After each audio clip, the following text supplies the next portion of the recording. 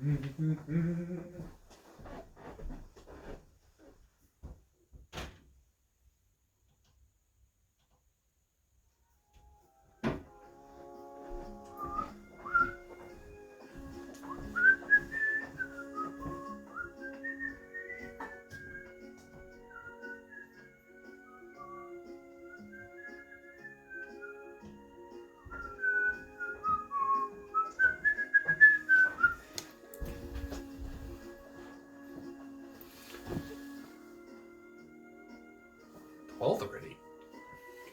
Ahoy, ahoy! November 12th, 2020. Day. I don't know. We're gonna talk about. Oh, we gotta talk about what music we're listening to. It's not exciting. Oh boy. It's The Magic Organ Goes to Hawaii. Hawaii? Did I just say Hawaii in a weird way?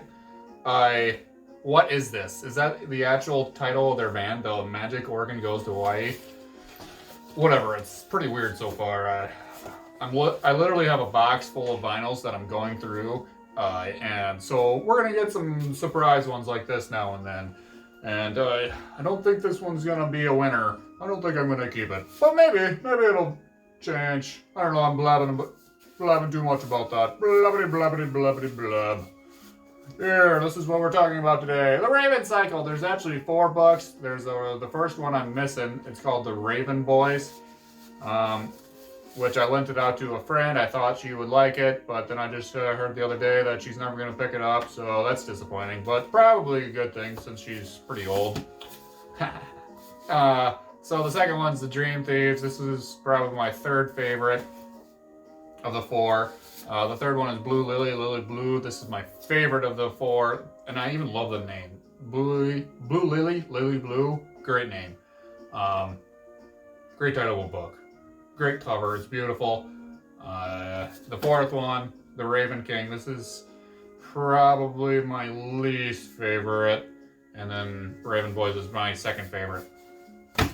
I was driving yesterday for my job. The roads were all full of ice and snow, so when that happens, I don't listen to an audio book because I have to concentrate and stuff, so I don't kill myself or others, even though they're trying to kill me. Freaking people that don't know how to drive in snow. So I don't listen to audiobooks when I'm concentrating like that. So I ended up listening to music, and music bores me after a while, so I end up talking to myself because I'm a crazy person. And for some reason, I just started talking to myself about the Raven Cycle, because I do that now and then, because there's a lot to say about this. And then I was like, hey, I have a YouTube account now. I can literally say my thoughts and opinions to a camera instead of a steering wheel now. And maybe people will listen, and then they can unsubscribe because I'm crazy. There is so much to say about this series.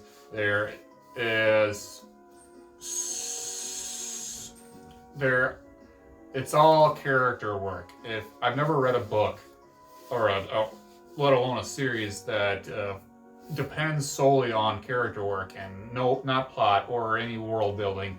I couldn't tell you what this series is about. I'll try. It's about 3 boys and a girl that are in high school that go on a journey to find the Raven King, to get a wish.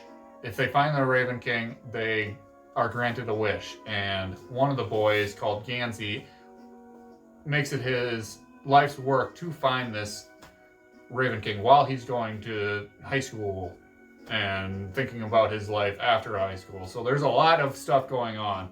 And we start with the main character called Blue, who goes to a public school. She doesn't even go to the same school as the 3 boys. And she starts like sneering at these Raven boys who they dress nicely, and they're just snobs, like the most of them. And somehow she gets associated with the 3 of them, and then she starts going on all these adventures that leads into these forest areas where they start hallucinating, to these the lakes where they start finding random pieces of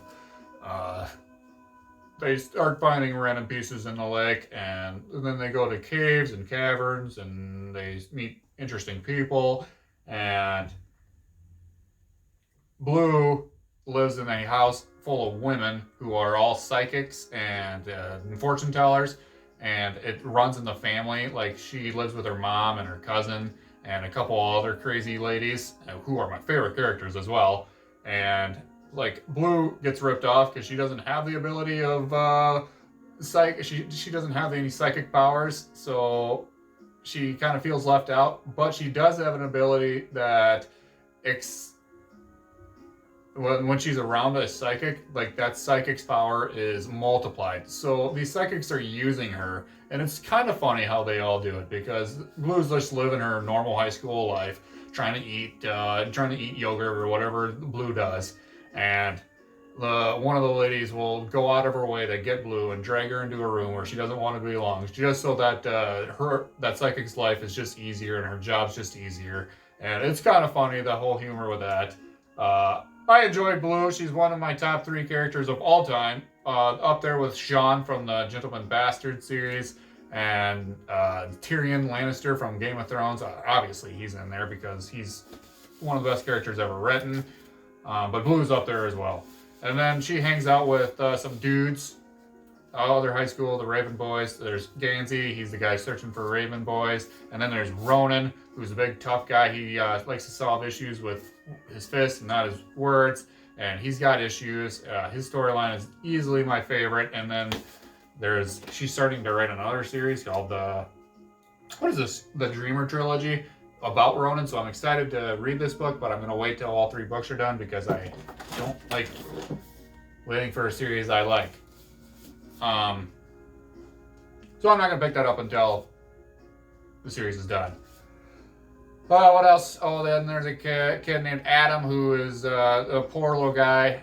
You need to have a lot of money to get into this private school where the Raven Boys are at. So he has a lot of part-time jobs so that he can pay for himself to go to this school, because his family and his parents are not going to pay for it. So he does it himself, and he has to struggle through all that nonsense, and he has to struggle just so that he belongs in this area. And Gansey and Ronan all take him in and encourage him that he does belong, but Adam's got some issues.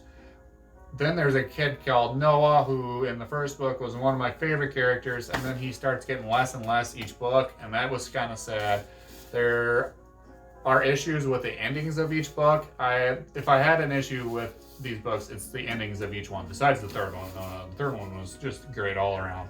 But the way she ends it, it always falls flat. It always doesn't feel fulfilled. And then, especially the way the series ends itself, I thought it was just a crapshoot, or whatever the word is, about how she ended it. And that's why I don't really like the 4th one as much as the others. But maybe she wraps it up and calls down the hawk. Maybe. I don't know. It's still enjoyable. The way that she ended this one was really bad, I thought. I was really not excited about how she ended it. And it was just too much. If you've read it, you understand. It was just too big and too odd. I don't know. It's just me blabbing about this book. Blabbity, blabbity, blabbity, blab. Oh, another story I can tell. I don't know, this was a few months ago. I was in Indianapolis for training for work, and I was just sitting in the hotel room all bored and stuff, and I downloaded a dating app called Bumble, and I was just going through it or whatever. I don't know how to run those things. And there was like a 10 out of 10 chick. She shouldn't have been on Bumble in the first place. But she was like running a bachelorette, is that what it is? Deal, where like her friend was running the phone or the app herself, and then she would read the answers to this 10 out of 10. We'll call her, who's a 10 out of 10? Well, anyway, she was reading the answers out loud to this chick, so she would pick who would make it to the next round according to what they answered and not by their looks or whatever. And if you answered the first one, then you get to the next 30 guys, and then the next would be 20 guys would be left, and then the next question 10 guys are left. And I thought that would be fun, so I did it, not thinking I'd get anywhere. So I answered the first question, I got to the next round, I answered the second question, I answered that perfect. The questions were if there was a zombie apocalypse, what would you do, and how would you handle it all? And then I don't remember what the second question is, but the third question was, if you would take any superhero, its super ability or superhero ability, what would you pick, and how would you help the world? And I picked the Ronin's ability in this book.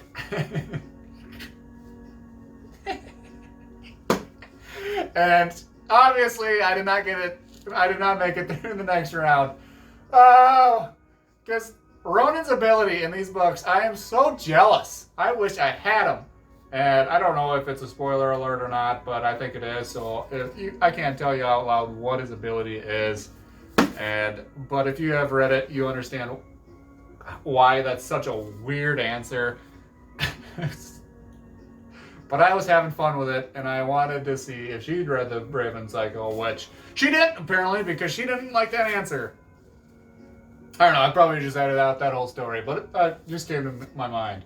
I could talk about this series forever. There was one time last year in a blizzard,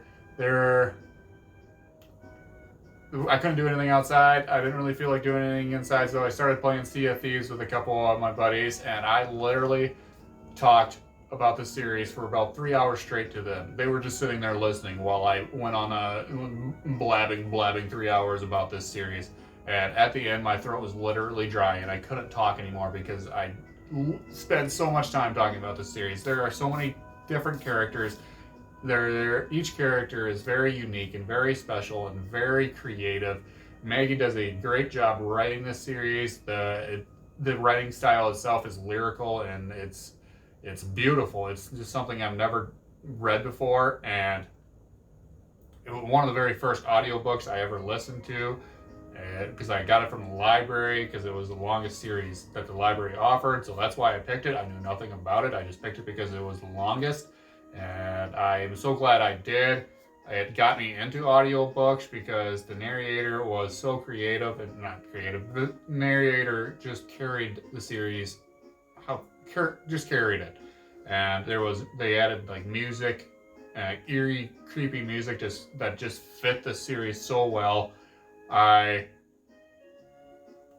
read it when I was like 20, how old was I, 22 or something, 23? And I'm scared to pick it up again because I know that I will not enjoy it as much the second time around because I've grown up, and I think it's for younger adults and not... How old am I? How old am I? 28. I don't think 28-year-old dudes will enjoy this book near as much as 23 or 24-year-old people, because that's a pretty big gap. Life changes quite a lot in those years. I talked a lot. I know this video probably won't get released. I don't see a lot of like guys talk about the Raven Cycle because I think it's more pointed toward the female.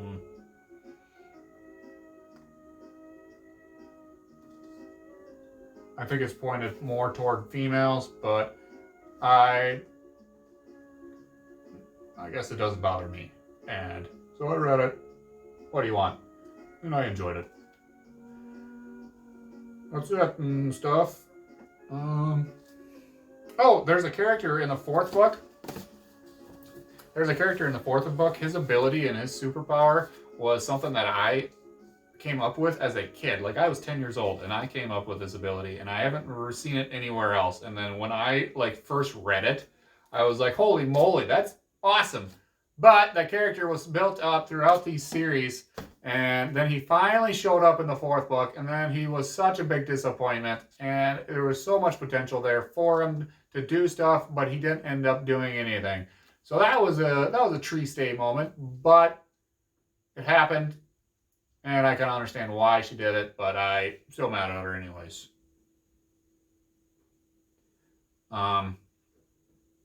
It's November. I haven't turned on my heat yet. This is why I'm wearing a coat inside the house, because I'm a crazy person. I just scratched myself with this book. We're gonna be done. I think I'll do this one over the weekend or whatever. I don't have time today. I am starving. What should I eat? Hmm. My music stopped, so I'm just going to also stop. Toodaloo. Have a good day. See you on the next one.